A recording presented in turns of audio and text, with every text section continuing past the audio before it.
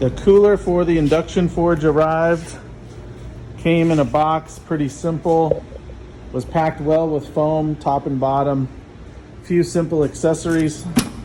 And now we're just waiting for the heater to show up so we can have our induction forge running. Induction forge cooler. Fit perfectly in the work table between the legs. Ready to go.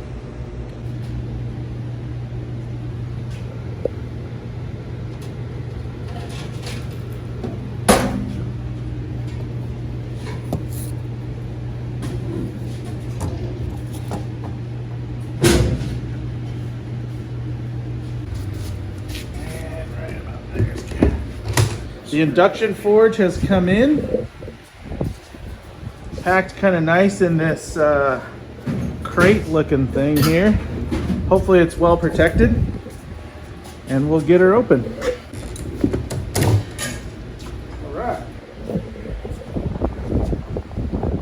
Not bad looking, not bad.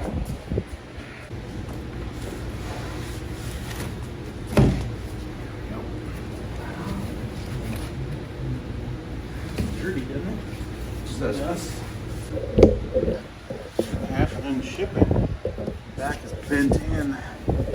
Looks like it's bent right here, pushed in. We'll have to see what it looks like inside. Looks like we got a little bend here.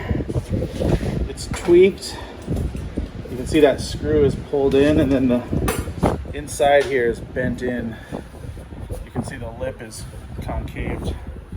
Yep.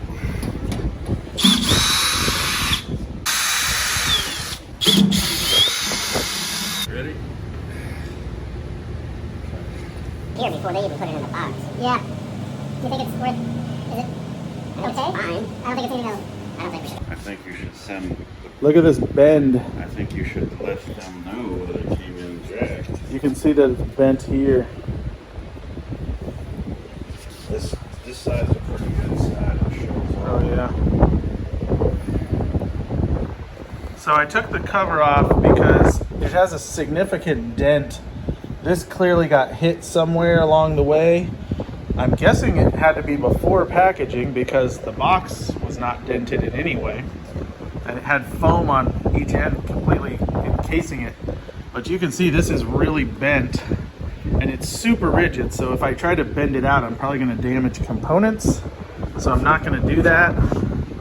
But I'm gonna test it thoroughly to make sure there's no unseen damage for sure. Well, I got the induction forge in today, and unfortunately it's getting returned because there was significant denting and damage to the machine. I thought that this was good packaging, but it turns out there's openings and the whole thing got smashed into the crate. It's a nice wood crate, but clearly it got dropped or hit on one side and it bent in the back side and potentially the front side, and we don't want long-term issues. So we are returning it to get a different one, hopefully undamaged. All right, so I just went to UPS and picked up the induction forge. It's right here. We got one last week that was damaged, so we went and returned it, got a new one. The last one had pretty significant smashing where the machine slid in the crate. So we're gonna open this up and hope it's not damaged. So it's packaged pretty nice. It's in a crate. It has these little metal tabs you just unfold and then the lid lifts off. This is our second time, so we're experts because the last one was the same. It was just banged up inside the box. There was no damage to the box. Same with this one, looks good. Hopefully there's no damage to the machine. Don't forget the ends. All right, we'll get her out and show it to you. So it's out of the crate, looks good. On the first unit we got, this was all smashed in and bent. It was all dinged here, so you can see it's not. Looks clean, nothing damaged. So next step is to wire up the power with the ground, hook up the water, and get to using it. So we're prepping the wires. Hold that in, can you? We've got the two ends came with it. We got some 8 gauge, is it wire? Yeah.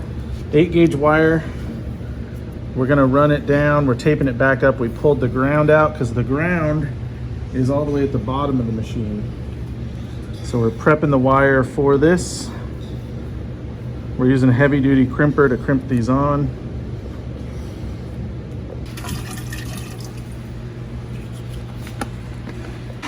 Okay, so we have it hooked up. Our water cooler's down below. We had to turn it so that we could run the hoses. We went ahead and ran them through our table because this is gonna stay here. The water pump is there. So you can see the hoses, it's flowing water. We've connected our 220 power. We've got this set to where we think, well, we don't know exactly. We read the book twice, but we're still not 100%.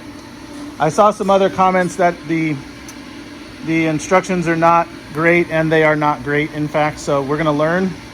But this is the first time we got the foot pedal connected.